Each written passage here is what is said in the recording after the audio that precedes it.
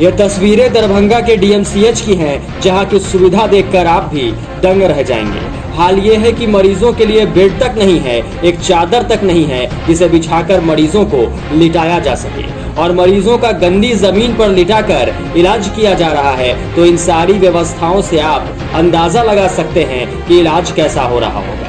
जिस अस्पताल के इमरजेंसी वार्ड में मरीजों को बेड तक नहीं मिल रहा हो, वहां अच्छे इलाज की आशा रखना भी बेमतलब होगा। अगर आप दरभंगा के डीएमसीएच में अपने मरीजों का इलाज करवाने जा रहे हैं तो एक बेड और बिछावन भी साथ में लेते जाएं, क्योंकि दरभंगा के सबसे बड़े अस्पताल की हालत बदहाल हो चुकी है और मरीजों को बेड तक मयस्सर नहीं हो पा रहा है। भले ही बिहार के स्वास्थ्य मंत्री अस्पतालों की अच्छी व्यवस्था की बात कह रहे हो, लेकिन तस्वीरें उन दावों को झुठला रही हैं। मामला 2 दिन पहले का है, जहां डीएमसीएच के इमरजेंसी सेवा पूरी तरह से बदहाल दिखी। बेड की कमी के कारण मरीज फर्श पर लेटकर जिंदगी की जंग लड़ने को मजबूर दिखे। सोमवार को इमरजेंसी वार्ड में मरीजों की काफी संख्या देखने को मिली। इस दौरान तीमारदार अपने मरीजों को जमीन पर लिटाकर इलाज कराते मिले। स्वास्थ्य विभाग की सबसे महत्वपूर्ण चिकित्सा सेवा में इमरजेंसी सेवा को ही बेहतर माना जाता है, लेकिन यहाँ इलाज के नाम पर मरीजों के साथ मजाक किया जा रहा है। इमरजेंसी में आए गंभीर मरीजों को बेहतर ढंग से इलाज नहीं मिल पा रहा है। बेड के अभाव में मरीजों को फर्श पर ही लिटाकर ऑक्सीजन दिया गया। इनके लिए बेड की व्यवस्था कराने वाला कोई नहीं था।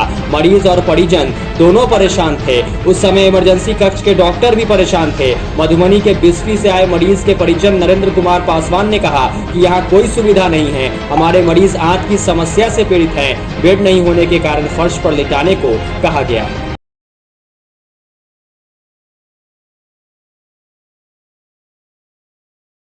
हुआ है? पेन बहुत हो रहा है पेट के अंदर पीठी। कहाँ से आए हैं आप लोग? हम लोग बिस्फी प्रखंड से। बेड है ही नहीं यहाँ पे, तो कोई व्यवस्था नहीं है बेड का, तो क्या करें? नीचे पता नीचे रखो। क्या बोला नीचे रखो? वो स्टाफ लोग बोलता है। कितना देर से नीचे रखे हुए हैं? कम से कम 1 घंटे से रखे हुए हैं। क्या नाम हुआ आपका? नरेंद्र कुमार पासवान। कहाँ से आए हैं? बिस्फी ब्लॉक मधुबनी जिला। आपके कौन है मरीज? मेरा चाचा जी है, बड़े पापा। क्या नाम है मरीज का? फकीर पासवान। कौन सी का प्रॉब्लम है? इनको जो है ना अंदर थोड़ा आँख में प्रॉब्लम है। वहीं डीएमसीएच अधीक्षक मणिभूषण शर्मा ने कहा कि इमरजेंसी में आए मरीजों को बेहतर इलाज देने का प्रयास रहता है। 30 बेड की वैकल्पिक व्यवस्था की गई है, लेकिन मरीजों की संख्या बढ़ने से थोड़ी परेशानी बढ़ जाती है। मरीजों को फर्श पर लेटाकर इलाज करने के सवाल पर उन्होंने कहा कि भीड़ बढ़ने पर 1-2 घंटे तक थोड़ी परेशानी होती है। फर्श पर इलाज के बारे में अभी पता करता हूँ, जल्द ही चेकअप कराकर मरीजों को CCW में बेड पर भिजवाता हूँ। इमरजेंसी में भीड़ बढ़ने पर जो है फर्श पर मरीज का इलाज हो रहा है, इस संबंध में क्या कहेंगे? इमरजेंसी में CCW जो हमारा था पुराने सर्जिकल बिल्डिंग में लगभग 60 बेड का था।